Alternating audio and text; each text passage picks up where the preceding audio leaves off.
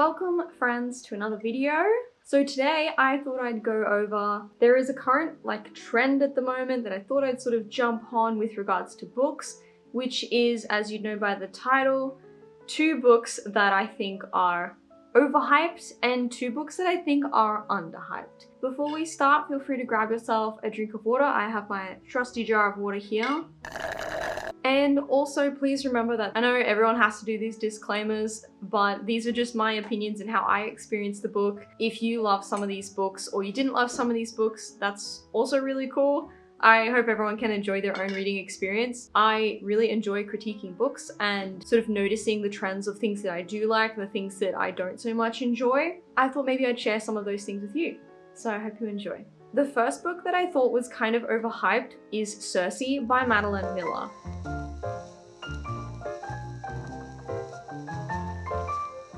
It is a fictional retelling of a Greek mythological tale about the god Circe. This book is told in first-person view and it has closed-door romance. I actually picked up this book before there was a lot of hype about it from my local library. I listened to the audiobook. I heard that Madeline Miller's other book, I think it's Song of Achilles, was quite good. I heard a lot of people actually were liking it at the time. And I thought, oh, this is another book by Madeline Miller, maybe I'll enjoy it. Turns out I didn't really enjoy this book very much. It follows the Greek goddess Circe and her eternal life. She is the daughter of Helios. This follows the mythological events of Circe's life and a fictional insight into her thoughts and her life and experiences. Overall, I just kind of felt this book was a little bit monotonous. I can see why people would enjoy this book, like if you like books with a little bit of plot, but you like to follow people's lives without a lot of emotional commitment to the characters, and you enjoy her sort of more poetic sort of writing style, then I think you could quite enjoy this book. What I did like about it was her writing style is really quite beautiful. Madeline Miller, she has quite a melodic flowing language that makes me think I could really enjoy one of her books in the future, perhaps Song of Achilles. I still actually haven't read it, and I just hope that those books might be a little bit more plot focused. I also like the approach to Circe as a character. I know that in the Greek mythological tale, Circe is portrayed as sort of an evil witch. And in this book, she's not evil. She's a woman who's sort of fighting through the different elements of power within the gods. And I think it's a little bit more empowering to women and sort of tipping that idea of villainizing women in Greek mythological tales a little bit. So I appreciated that angle, and I haven't really looked in too much depth into the original tale, but I did appreciate that perspective on Circe. I thought that's quite interesting. So the premise of this book is really quite interesting. What I didn't like about it, however, was, as I mentioned, it sort of had a lack of a cohesive plot and a lack of emotional commitment to characters. Even though this book was in first person, I didn't feel I had much insight into Circe's thoughts and feelings, which is something I absolutely love in books, is really getting into characters' heads. And along with that sort of monotonous kind of plot, one of the contributing factors I felt to that was the lack of twists and turns. It was all quite obvious what was going to happen, and I understand that it follows the general mythological tale of Circe, but I felt it could have drawn the reader in more. Also, the big moments in this book were sort of downplayed or skimmed over, and I really felt like Madeline Miller could have really had more of a shock factor or a impactful moment. The other thing that I didn't quite enjoy was there was quite a lot of time jumps within this book. This book does span over hundreds of years, and it was really difficult to stay connected with characters and interested in the story when it takes place over such a long period of time with so many events that happened. I kind of felt like it was a little bit of a checklist of this happened in Circe's life and then this and then this and then this, instead of maybe just picking 1 or 2 things that happened and really focusing on those and getting into the head of characters, really describing everything that's happening at those moments. I feel like that could have really improved this book for me personally. The other thing was the ending of this book. It just kind of ended like suddenly. It was like, yeah, there was this whole book and everything, and then it just ended. And I was like, oh wait, we're done? I was waiting for some kind of climax or something, but the book kind of just fizzled out at the end, which was kind of unfortunate because I would have liked to enjoy this book. Unfortunately, because I didn't really enjoy this experience, I did give it 2 stars, and it was just not for me. I think you would really like this book if you're really passionate about Greek mythology, and perhaps having different perspectives about characters and how they were portrayed in previous retellings or the more accurate mythological tales, and having that different perspective on women. That was really cool, and the premise of this book was very interesting. Also, if you like a more informative feel to your book rather than a more immersive plot-based book, this book could also be kind of enjoyable for you too. You say hi? Hello! Oh, I know! You're in a playful mood. Yes. We were doing some harness training with her today. She's actually doing really well. She's quite a natural at it compared to Jasper, who took a lot longer.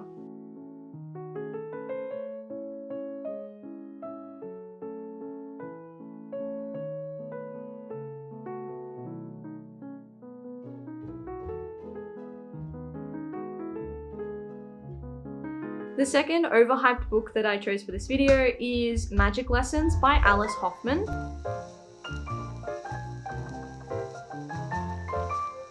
She is the author of Practical Magic, which has also been made into a movie, I believe.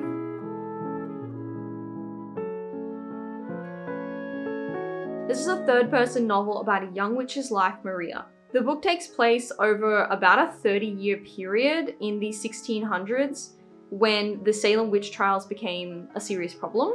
Maria experiences the damages that these trials caused to her family over time, and she eventually becomes more involved due to a complication involving her daughter.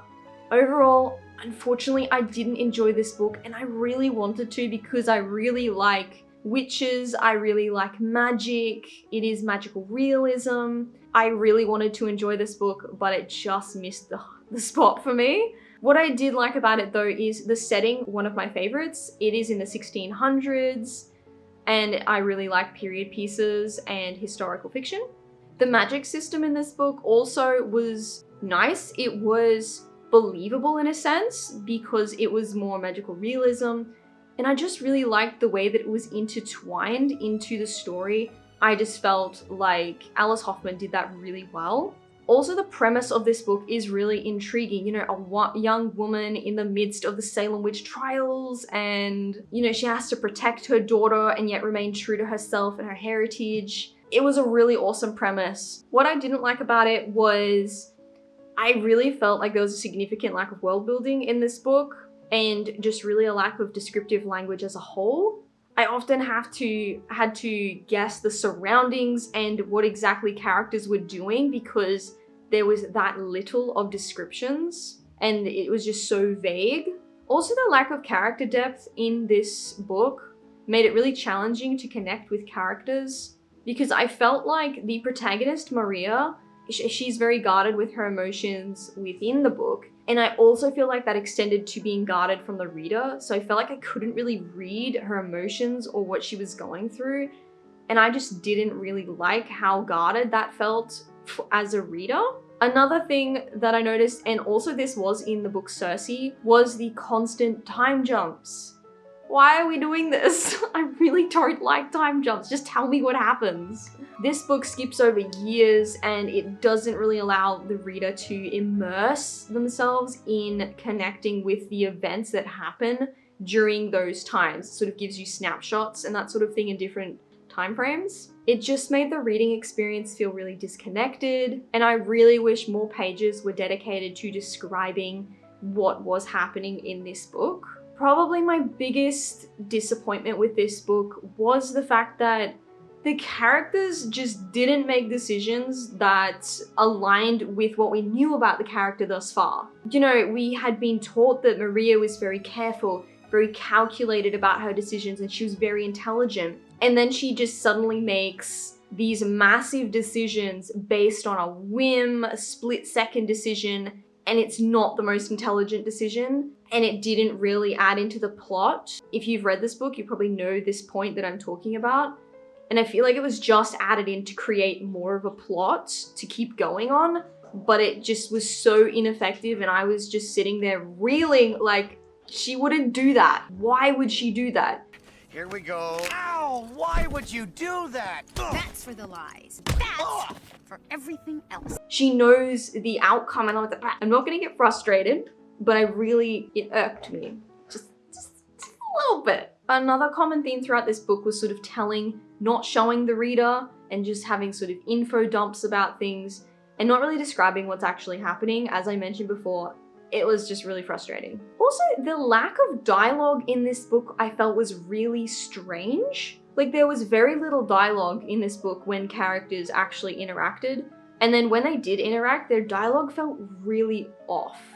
Like, it felt very unnatural, like people don't speak like that. I'm not even talking language that they used in the 1600s. What they were saying, what they wanted to communicate was just very weird and it was just very weird. I did not like how dialogue was done in this book. Along with the lack of descriptions in this book, there was also times when there was a whole action sequence. For example, there's a massive escape scene at a point, and it's this big moment, this person's getting out, they're escaping, and it's summed up in one sentence. One sentence. I just feel like that could have been made into such a moment, really, build the tension, make the readers really feel for this character, but just didn't, just glossed over it in a sentence. Some of the choices in this book, I'm just wondering why. You may, however, like this book if you like a fast-paced book, you don't want to get too emotionally involved, and you don't really like long descriptions in books. So unfortunately, I also gave this book 2 stars. Now we get to the fun part of the video of 2 underhyped books that I really enjoy. The first underhyped book is The Little Snake by A.L. Kennedy, who is a Scottish author. Now, I'd never actually heard of this book anywhere until I was browsing the audiobooks from my local library, and I just felt like something shorter. This is a short contemporary novel and it is speculative fiction. It's not something I usually go for. It does have that magical realism element as well within it, and I thought I'd give it a try. And I'm so glad that I did. This is a third-person speculative fiction short story about an immortal little gold snake who is quite curious of humans. He follows the life of a little girl through a peaceful time and then what I think is a fantasy description of World War II. It's not very plot-based and is mainly philosophical about the times and trials of life and how the horrors and beauties of humans and the lives that we lead. It was a really fascinating concept. Overall, I really loved this book. I felt like the writing style was so incredibly unique and witty and humorous. A.L. Kennedy also is the narrator for the audiobook, and she has the perfect impact when reading this book. The way she expresses her language, and it was good. The audiobook, I would completely recommend listening to this on audiobook.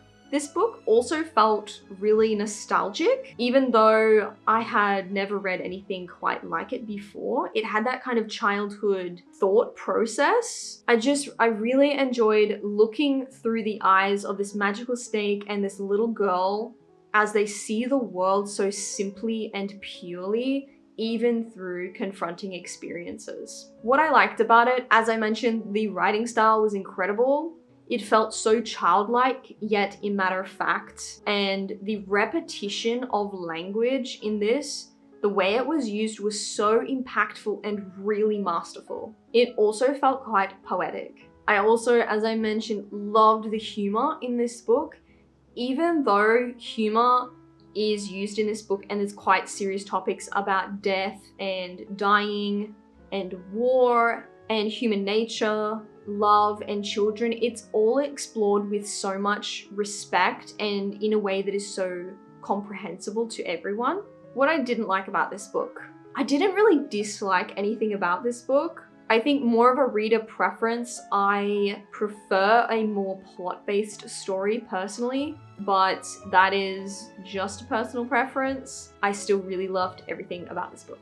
I think you would really like this book if you really like witty writing, humorous writing. It's sort of a middle grade-esque feel. It gave me Anne of Green Gables vibes at point due to the perspective that it's told from. That sort of innocent and honest lens that was used was really tactful to express the messages throughout this. And I would just highly recommend. I gave this 5 stars. The second underhyped book that I will be discussing is The Ranger's Apprentice, The Ruins of Gorlin, which is the first book in the series by John Flanagan.